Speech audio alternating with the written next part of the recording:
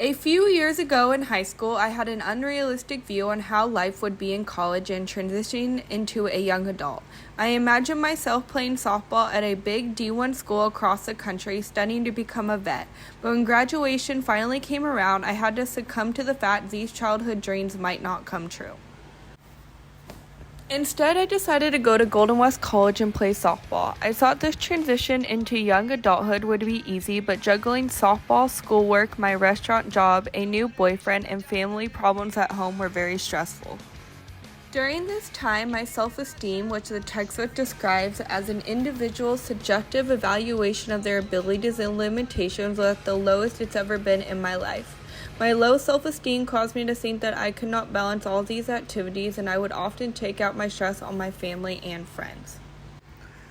Just recently, I decided to hang up my cleats for the last time at Golden West. The transition was very difficult because all my life my social circle was my teammates. I was going through John Daly's social personal deposition of loneliness, in which he explained that an individual's emotional distress that results from a feeling of solitude or isolation from social relationships.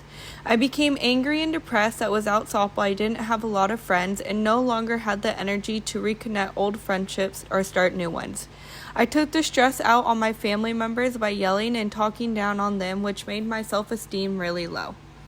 Since taking this class, I have also decided to move out with my boyfriend since things with my family became more difficult. At first, the transition was hard because my mom was angry that she was an empty nester. But as time passed, being separated made us less irritable towards each other and we started to create a stronger bond. Instead of being mad she no longer could spend all her time with me, I decided to give my mother self-compassion. According to Christy Neff, self-compassion involves offering non-judgmental understanding to one's pain, inadequacies, and failures, so that one's experience is seen as part of the larger human experience. I put myself in my mother's shoes and started to understand that her emotions were valid and I should not be putting her down for them. Since taking this interpersonal class, I have become more mindful of those around me and have started to feel great about myself. My relationship with my mother has been better than ever, and we have started to talk about things I would never tell her before. I express my emotions instead of bottling them up, and I also no longer feel angry towards others and become more social, and have also started to integrate myself with a couple new friend groups. Being around others makes me more excited to wake up in the morning and no longer feel the void of loneliness. This class has also helped me improve my emotional intelligence, which the course lecture explains as being able to use, perceive, manage, and understand emotions accordingly. My improvement in emotional intelligence has made me become more sociable and create more friends outside of softball, less socially anxious at work, and created quality relationship with my mother and other family members.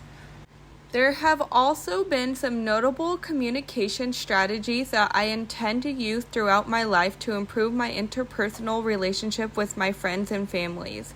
A great strategy described by Sharipo and Carlson is a mindful practice, which is the conscious development of skills such as greater ability to direct and sustain our attention, less reactivity, greater discernment and compassion, and enhanced capacity to disidentify from one's concept of self. I can use mindful practice not only for myself, but teach my friends about mindful practice to help stressful moments in their life. Another helpful strategy to improve my communication skills with my friends is using the acronym TAP: talk first, ask questions, and prepare to listen. This technique has been great because I usually like to talk and not listen to the advice others give me. According to the textbook, you want to know that the receiver of your message understood what you said. Creating a more involved communication will positively change my interpersonal relationship with customers at work. What I have learned in this class has a big part of my daily life. Every day I communicate with new people, and since taking this class I have become more conscious of my verbal and nonverbal communication skills. I use these skills in order to make other people feel like what they are saying is valid and they can always have a safe place to talk about their problems. These strategies have also helped me solve my friends' relationship and family problems at home.